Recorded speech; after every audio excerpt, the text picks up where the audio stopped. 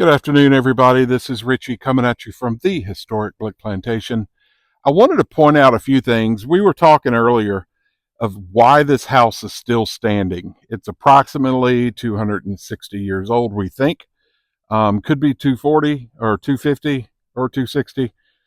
We're not 100% sure on that, but we definitely know it's from the 1700s because of the nails that were used, the rosehead nails, and some of the techniques that were used. In the Chinese Chippendale railing upstairs helps us date it as well. But we know the range, but we're not exactly sure. But we definitely know why it's still standing. And I wanted to point out a few things to you in our discussion. So on the back, the good part about it being kind of decrepit is that you can see through it. You can see the skeleton. And right here on the back corner, you see you've got a cross member, and it's rotted out at the bottom, but you still have a corner, and even that corner's got some rot in it. But that's such a big beam, only the outside edge is rotted on that one, not the whole thing. This part right here is a deeper wound. Down here, the sill plate under the door is also rotted away. But this beam right here, which is an extra beam, it's a 15-inch wide beam, and it's about 4.5 to 5 inches thick. All of the wall studs seem to be about the same thickness. There are two of those. There's one over here, see, right there. On that side, there's one in the middle that's a little smaller, and then you've got your big one right there. But if you can see that, that's a 15-inch beam. That's unusual on a house of this era and of this construction, so it's definitely overkill.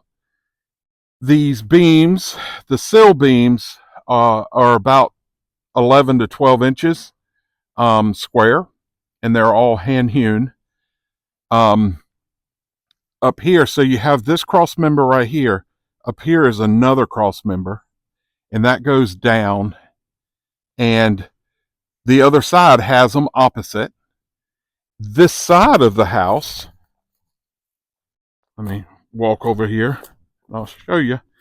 Still got a lot of debris to get through, but we did finish clearing for the power line over there.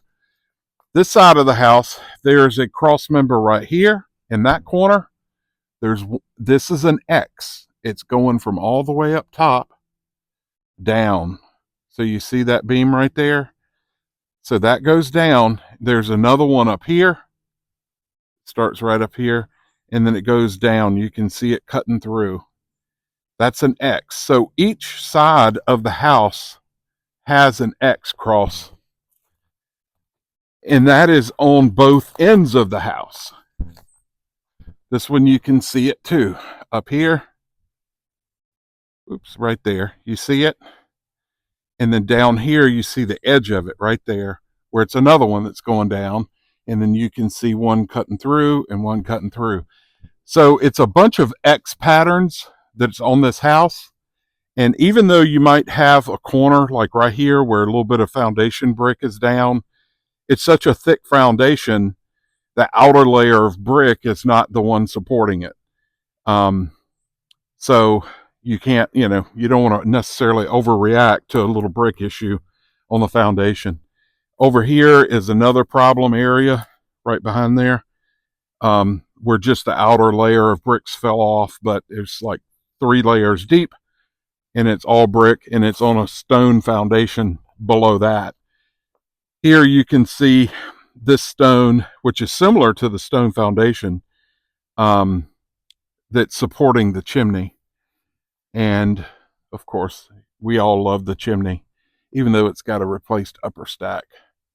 But I just wanted to point out why this house is still standing. It's got a good roof on it. Obviously, somebody's always maintained the roof.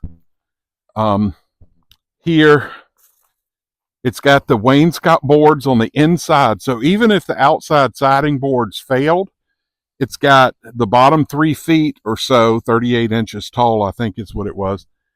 The inside wainscoting kept the weather and critters out. So if you look behind the boards there, that's where you'll see the wainscoting boards that are on the inside. But again, even on the front of the house, there's a cross member here. Let me zoom back out. And then up here, you see another one.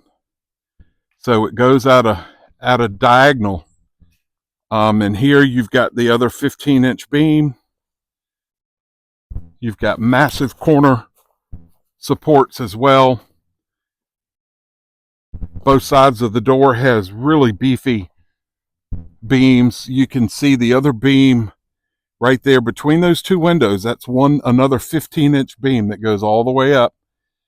And you see the crossboard right here above this. You can see through the edge of the wood right there. You see the diagonal. There's another one down here. And then this side of the house, even though the siding is falling off where the old chimney used to be, they had put replacement boards up, but they didn't last. But this side of the house too has the same cross members, X's. So all of that shifts the weight from any bad spot with the foundation or the walls or the sill plates. It helps shift the weight around so it doesn't all bear on one spot. And that's the reason why I believe it's still standing. Besides the roof, besides the wainscoting, and besides the original siding. But anyway, thanks everybody for tagging along. We're all learning as we go.